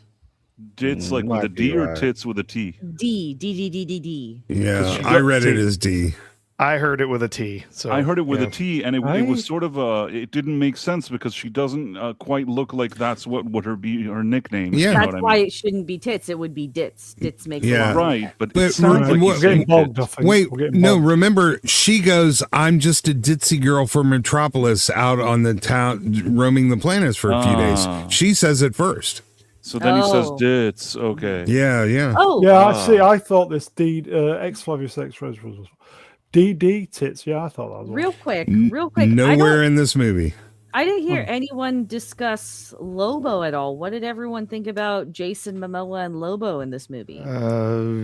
He was a giant walking reshoot, and you could feel it because every scene, if you remove him, just happens the same without him. Yeah, and it's very clear. They announced at some point that he wasn't supposed to be in the movie while they were already filming it, but the executives, quote unquote, liked him as Lobo so much that they insisted to see more of him. And that's why every scene that he's in my opinion, at least, based on what we know, was likely a reshoot, which was retooled to include him, even if he just feels like he's stopping the movie's flow and doesn't even make sense that he's there. Without all of that being said, I thought he had a little more charisma or something than Millie Alcock or all these other weirdos. I thought that I didn't hate him in the role, but there's just nothing for him to do in this movie.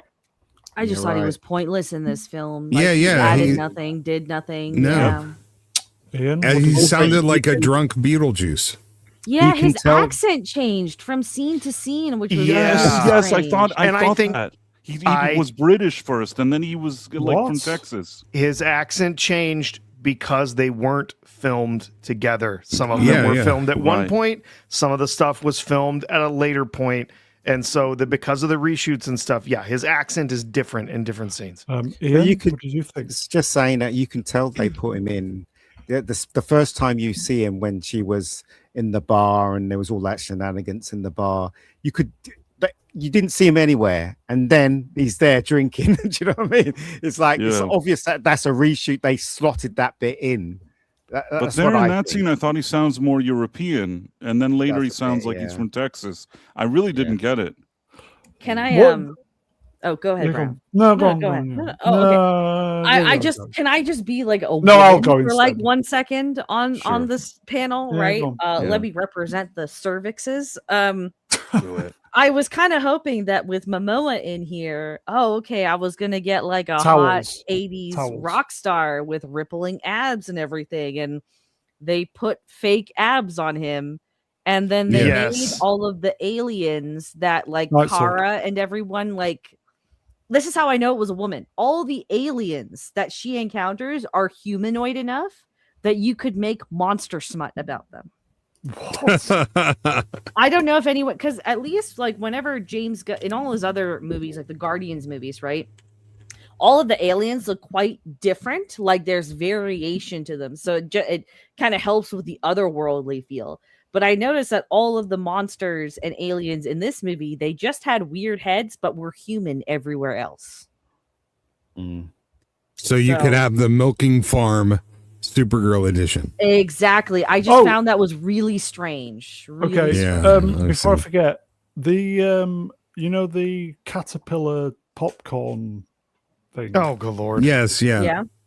Go on, what was that then? It was shitting. So that wasn't it? I will say was that is the one thing that happened in the movie that I got a genuine giggle out of, because it was actually kind of they turn it around, because yes, you're like, she's eating like worm filth, right? She's eating worm shit. And then she gets a whole bucket of it, like a big old bucket of popcorn, carries the bucket out, sits down, and then like takes a bite of it and goes, "Oh, that tastes like shit." Shit. Yeah.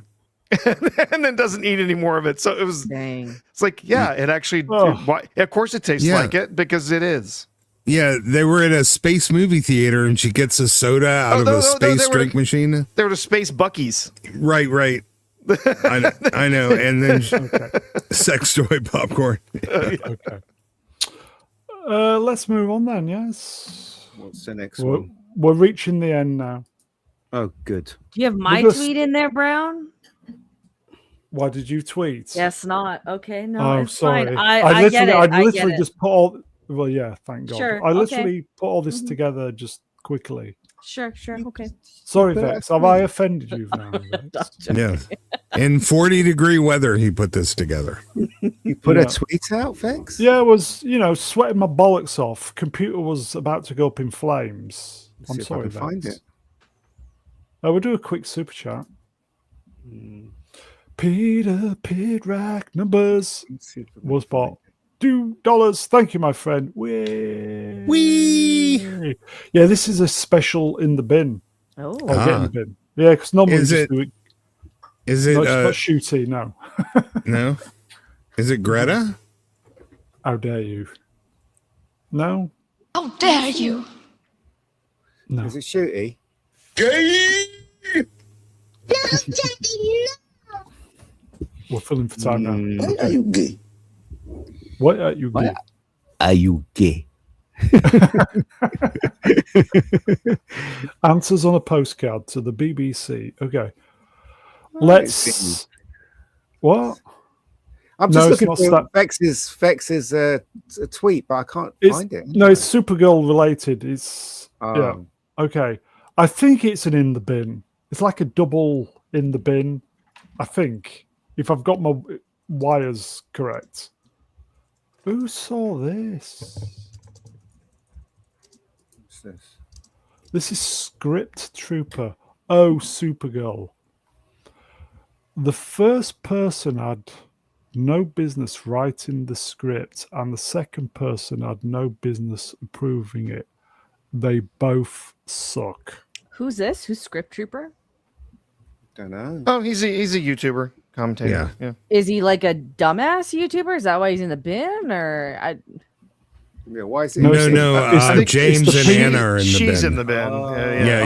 yeah. We didn't need the bin segment to know that already, though. Like, yeah, but for the slow kids at the back, Yeah, but one of them's significantly hotter than the other, and I think we know why. Like, how did she get the position she did? Do so we know? Bending over, probably. She's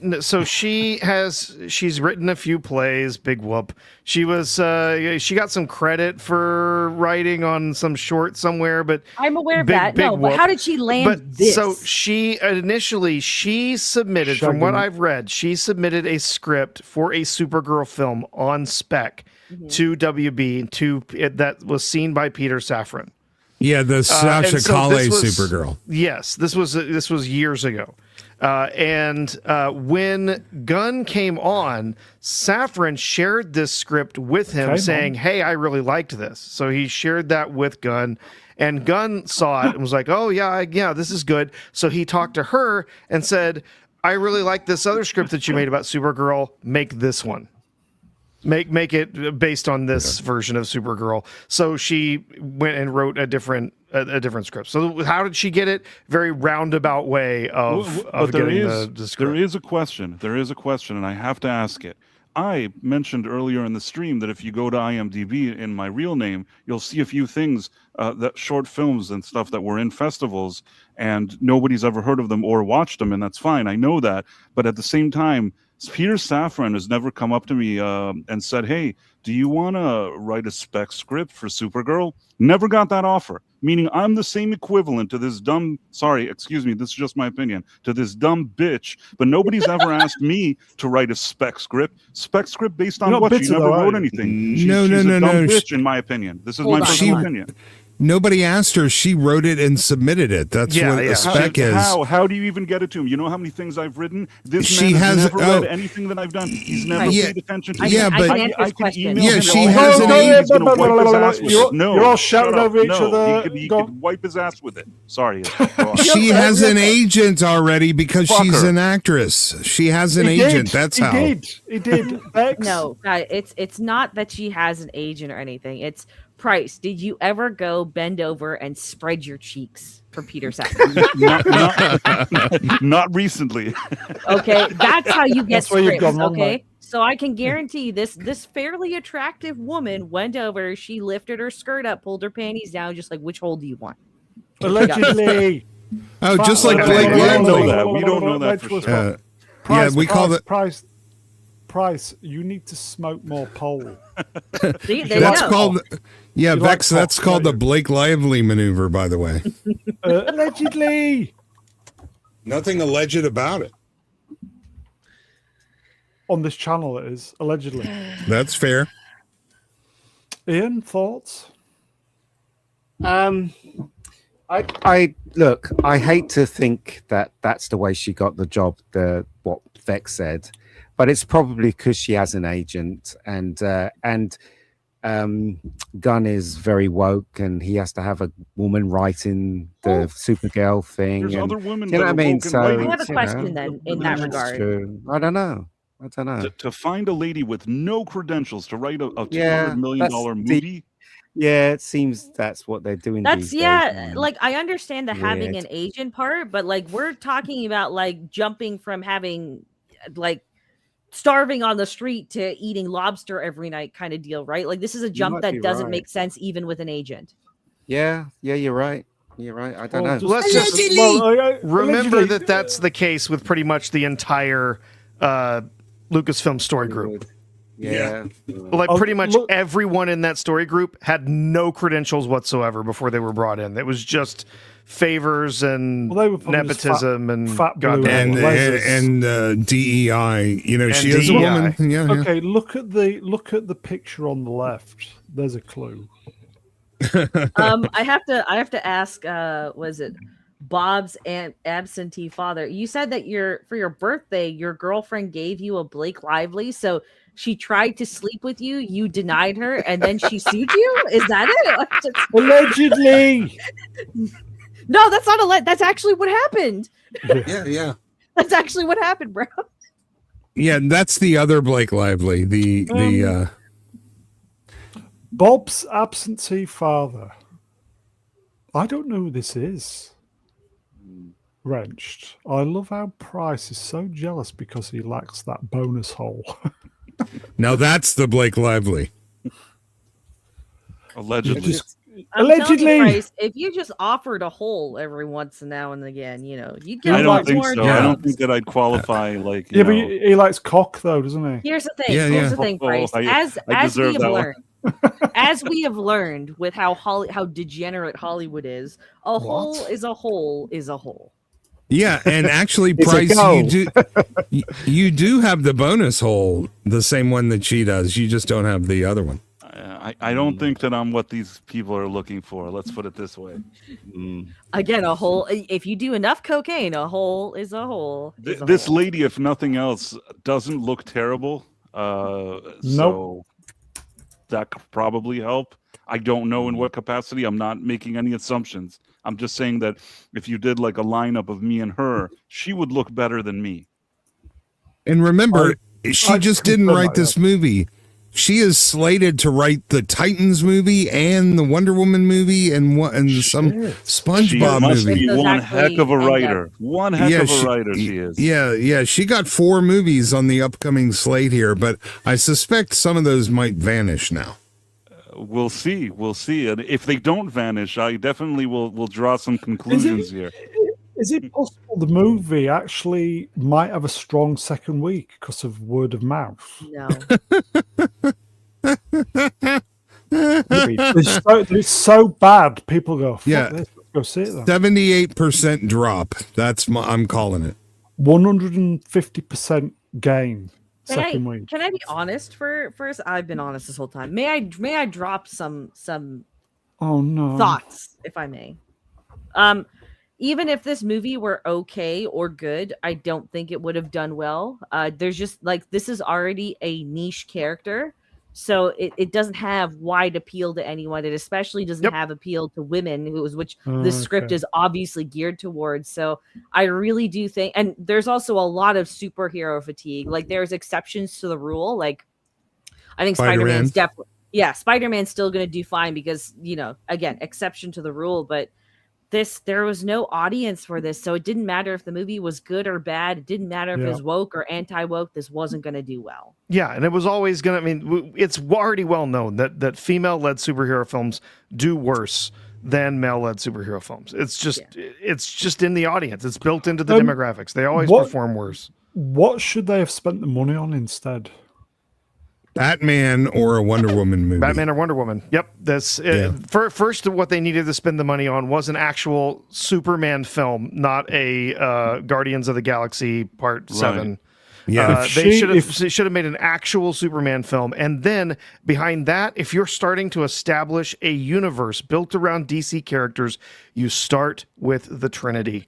Superman, Batman, Wonder Woman, and then you start filling in the other characters around that. If she starred actually in Wonder Woman as the lead, I might be interested in watching that. Yeah, this isn't even a particularly good picture of her. She is kind of hot. I'm not going to lie here. I agree that this should have been spent on an actual Superman film, not whatever the fuck we got last year. And this didn't need to be 186 million, which is what the new budget is allegedly on top. I've just thought, what about that one-off film for Cavill? That would have been nice. They already announced it. Yeah. They should have. What one-off film? If Gunn was worth his salt, he would have come in there, kept Cavill, and said, "Okay, this is how I want to do a Superman movie." Wait, what film? The one that supposedly Cavill was going to make after Black Adam. And the thing is, they have a perfect script. It's called All-Star Superman, and he dies at the end of it, and it would have been perfect for Cavill. That means hiring someone without an ego. All I know is that Henry Cavill was basically slated to do another Superman movie. Yep. James Gunn arrived, had a meeting with him, got rid of him during the meeting, met with Ben Affleck, got rid of Ben Affleck, met with Gal Gadot, got rid of Gal Gadot, who already had a contract for another movie, and he just said, "I don't want any of these people. We're going to do things my way." And then his way was Superman in this Supergirl movie, and you know what? His way sucks. Yeah, and then he met with John Cena and his wife and said, we'll keep these. Okay. Yeah, they get to stay.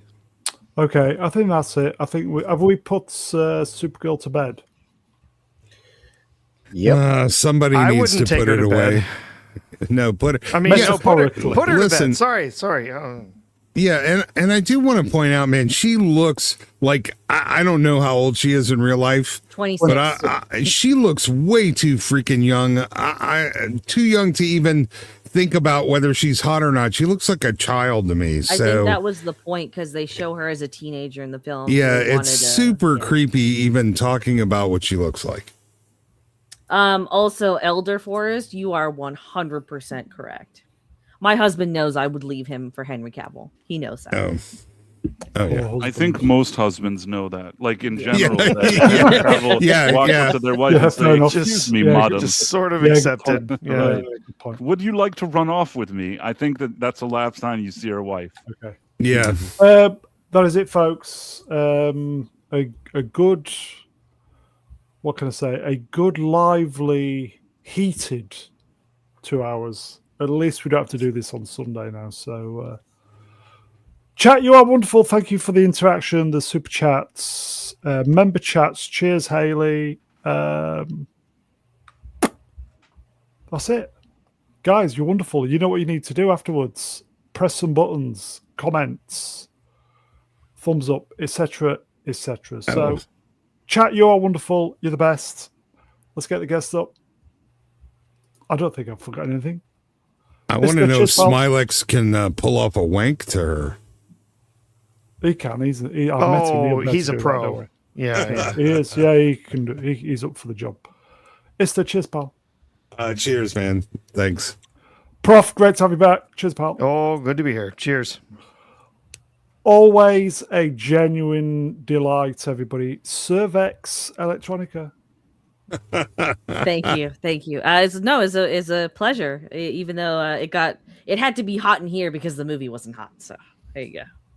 That was quite interesting, though. Yes, very interesting. Here, more interesting year than the movie. Oh, 100%. 100%. The channel's very own lover of cock.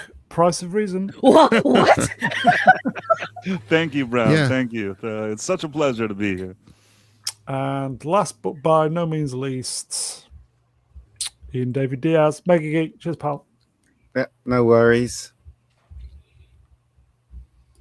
Woke. That's everybody. Yeah, you know that's a cervix and not a cervex, right?